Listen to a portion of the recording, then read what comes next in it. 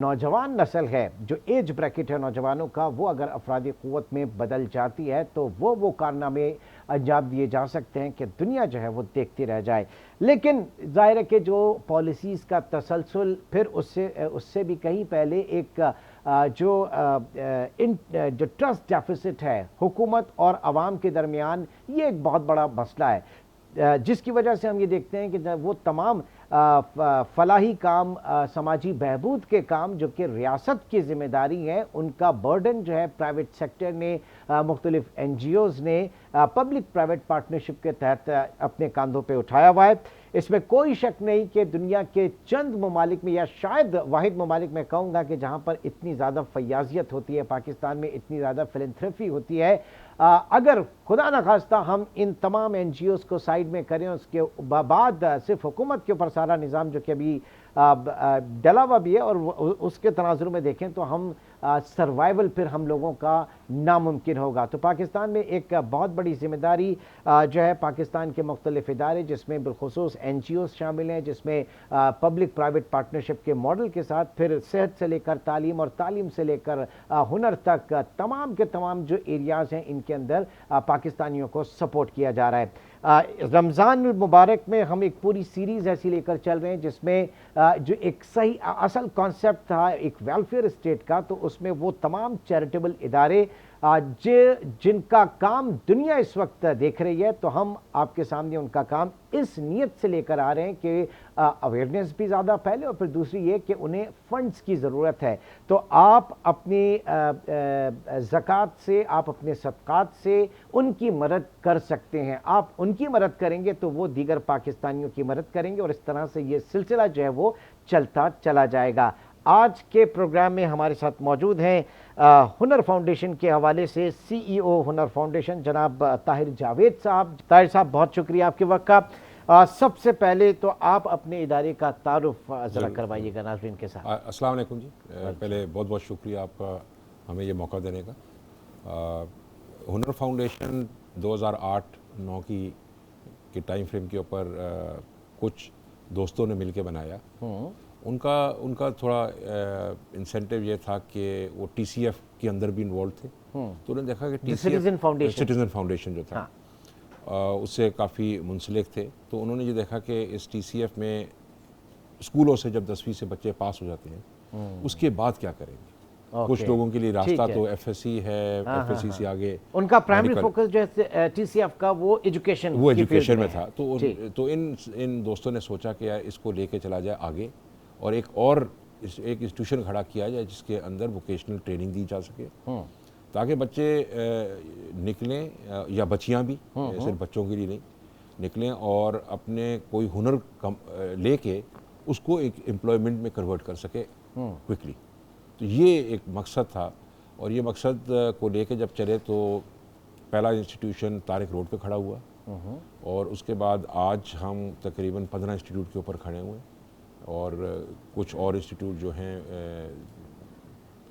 मुख्तलिफ इलाकों में आ जाएंगे। अच्छा, अब ये बताइए कि किन किन एरियाज़ के अंदर हुनर फाउंडेशन जो है वो काम कर रहा है, कि अगर आप स्किल फराहम कर रहे हैं एक और, तो उसमें कौन कौन सी एरियाज़ हैं जिनको आपने टैप किया हुआ है। इमरान साहब, हम अगर हुनर फाउंडेशन को देखें ऊपर से, तो 4 वर्टिकल्स के अंदर हमने इसको ब्रेक किया हुआ है। एक वर्टिकल है जिसको हम कहते हैं कन्वेंशनल स्किल्स। कन्वेंशनल स्किल्स ये हैं जिसके अंदर air conditioning, welding, let's say motor mechanic, रवायती जो हुनर है। सेकंड जो वर्टिकल है जो लड़कियां ज़्यादातर यूज़ करती हैं, इस beauty salon, fashion designing, industrial stitching, उस किस्म की ट्रेड है। थर्ड वर्टिकल इज़ डिजिटल, जिसके अंदर digital marketing, web development, mechatronics, robotics, that trade is there. चौथा जो कि फ्यूचर है, जो फ्यूचरिस्टिक ट्रेड्स हैं, और उसमें जो चौथा वर्टिकल है जिसको हम हुनर केयर कहते हैं। हुनर केयर हेल्थ केयर के ऊपर है। हुनर केयर हेल्थ के ऊपर है।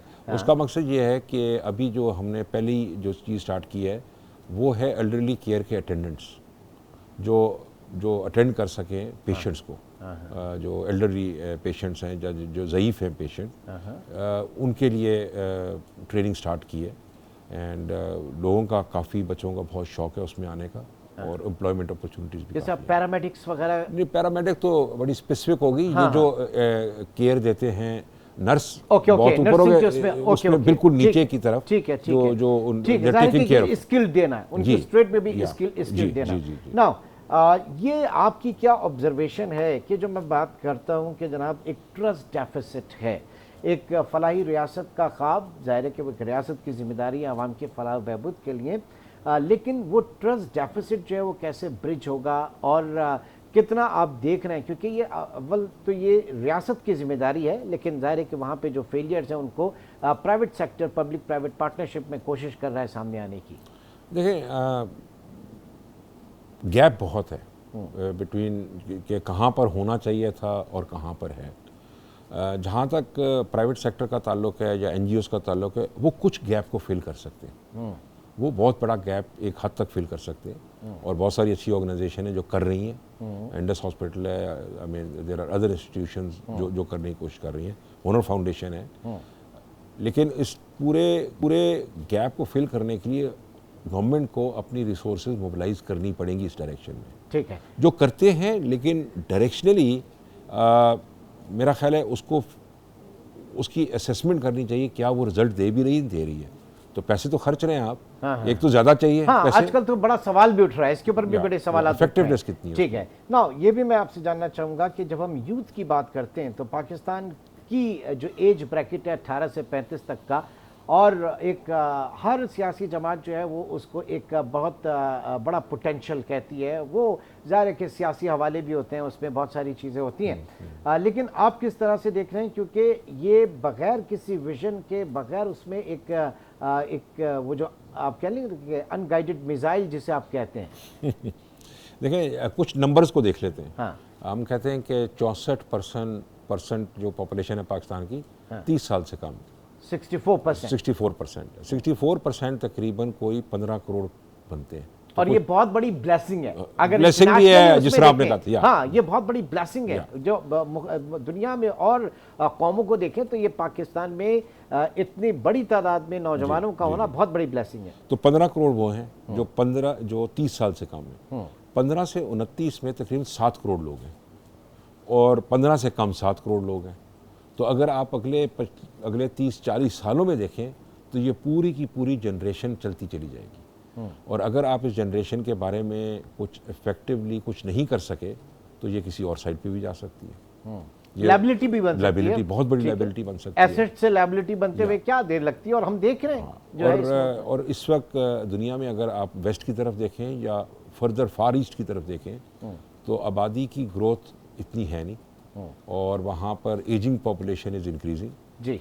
उनको यंगर जनरेशन चाहिए टू डू वर्क, हाँ, चाहे वो जापान हो चाहे वो यूरोप हो। हाँ, और उस गैप को फिल करने के लिए मैं ख्याल पाकिस्तान एफर्ट कर सकता है। ठीक है। अच्छा, अब यहाँ पे जब पाकिस्तान में बात की जाती है कि अव्वल तो मौक़े नहीं है, वसाइल नहीं है, लेकिन उसके बाद जो लोग पढ़ लिख लेते हैं वो ज़ाहिर है कि फिर अच्छे मुस्तकबिल के लिए, क्योंकि नौजवान मायूस है तो वो बाहर का रुख कहता है, जिसे हम ब्रेन ड्रेन कहते हैं। बट एक स्कूल ऑफ थॉट ऐसा भी है कि ब्रेन ड्रेन उस वक्त होता है कि जनाब जब आपके अपने दस्तयाब वसाइल के अंदर से चीज़ें बाहर जा रही हैं, आप तो यहाँ पे सरप्लस हैं, लोगों के पास मुलाजमतें यहाँ पर नहीं हैं। तो ये ज़रा इसमें अपना कॉन्सेप्ट ज़रा मुझे बताइएगा। देखिए, अगर इकोनॉमिक ग्रोथ नहीं है मुल्क के अंदर और काम करने के मौके नहीं है तो दो ही तरीके उसके, या तो यहाँ रह के कुछ आई मीन सबवर्सिव एक्टिविटी में चले जाएंगे या वो बाहर की तरफ जाएंगे और बाहर की तरफ जाएंगे और अपनी मौज को ढूंढेंगे, चाहे वो लॉन्चों में जाएं, चाहे वो ग्रीस के पुलिस से डंकियों पे जाएं, हाँ, या वो सही तरीके से जाएं, लीगल से जाएं। लेकिन इंसान ने अपनी माश तलाश करनी। बेहतर ये है कि आप उसके मौके यहाँ फराहम करें और ऐसी सहूलत बनाएं जिसके अंदर वो यहाँ पे भी रह सके और जिनको बाहर जाना है वो सही तरीके से जाएं ताकि वो सही आमदनी करके और आपको ज़रा मुबादला वापस कर। जब हम बात करते हैं जनाब वोकेशनल ट्रेनिंग की ही आप उसके ऊपर देते हैं ना, तो एक ज़माने में बहुत ज़्यादा फोकस आपके टैप्टा वगैरह बड़ी हमने देखा कि उसमें एक्टिविटी रहती थी, चाहे वो टैप्टा सिंध हो, टैप्टा पंजाब हो और दीगर उसमें भी। बात ये है कि सर आपके जो वोकेशनल ट्रेनिंग इंस्टीट्यूट्स हैं वहाँ से जो फारिग तहसील लोग हैं वो जब बाहर जाते हैं या और इदारों में जाते हैं तो वो जो एफिलिएशन है उनकी वो किस हद तक मानी जाती है? जो आपके यहाँ से सर्टिफाइड लोग हैं उनका स्टेटस क्या, उसकी रिकग्निशन उनकी उस डिग्री या सर्टिफिकेट की क्या होती है? ये इसके ऊपर ज़रा अच्छा, एक तो ये है कि जितनी भी qualification under national vocational training का जो फ्रेमवर्क है सारी प्रोविंसेस के पास है। प्रोविंसेस के अंदर उनका टेस्टिंग बोर्ड है और सर्टिफिकेशन बोर्ड है। ये आफ्टर 18th अमेंडमेंट के बाद ये ज़्यादा वाजे हो गया। पहले भी टेस्टिंग बोर्ड्स वगैरह थे लेकिन अब बिल्कुल वाजे कि नेशनल लेवल के ऊपर नहीं होगा, प्रोविंशियल लेवल के ऊपर होगा। तो सिंध के अंदर जो Sindh board of technical education या टेस्टिंग बोर्ड्स हैं उनके थ्रू हम रजिस्टर होके नेशनल करिकुलम को यूज़ करते हुए अच्छा बच्चों को मुख्तलिफ ट्रेड्स के अंदर रजिस्टर करके वो टेस्टिंग होती है उनकी। ओके। और उनको फिर सर्टिफिकेट मिलता है उस प्रोविंस के सर्टिफिकेट की एक्सेप्टेंस जो है अब्रॉड क्या होती है, मैं ज़रा इसके ऊपर बात करूंगा।